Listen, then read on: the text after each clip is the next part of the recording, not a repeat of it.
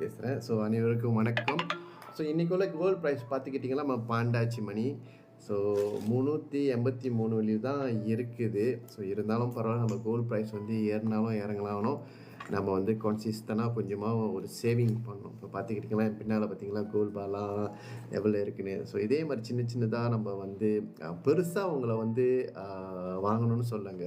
சின்ன சின்னதாக நீங்கள் வந்து ஒரு சேவிங் பண்ணிங்கன்னா வந்து ஃபியூச்சரில் ஒரு 2 வருஷம் 3 வருஷம் சேர்ந்து ஒரு நல்லா பயன்படும் பாருங்களேன். வந்து இது இந்த கோல்டு பார் இன்றைக்குள்ள விலை வந்து 383னா வந்து ஃபியூச்சரில் வந்து இன்னும் அதிகமாக இருந்துச்சுன்னா அந்த கோல்டு பாவை வந்து நீங்கள் வந்து வாங்கி விற்கலாம். ஸோ இது பயப்படாதீங்க, இது வந்து அந்த அக்கௌண்ட்டில் தான் இருக்கும்ன்ட்டு பயப்படாதீங்க. இந்த மாதிரி நீங்கள் ஃபிசிக்கலாக பின்னால் பாருங்கள் பேக்ரவுண்டில் இருக்குது, இந்த மாதிரி ஃபிசிக்கலாக கூட உங்களால் எடுத்து நீங்கள் வச்சுக்க முடியுங்க.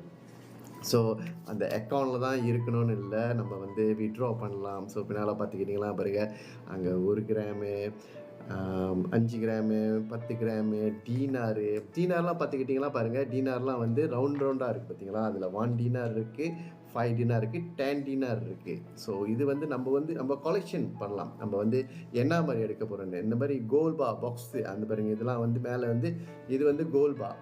ஸோ அந்த மாதிரி நீங்கள் எடுக்க போனாலும் அது வந்து பாக்ஸாக வரும். இல்லைனா அது டீனார் இந்த மாதிரி நீங்கள் எடுக்க போகிறீங்களா இது வந்து ரவுண்டாக வரும். ஸோ உங்களோட செலெக்ஷன் நீங்கள் வந்து என்ன மாதிரி எடுக்க போகிறீங்கன்ட்டுன்னு.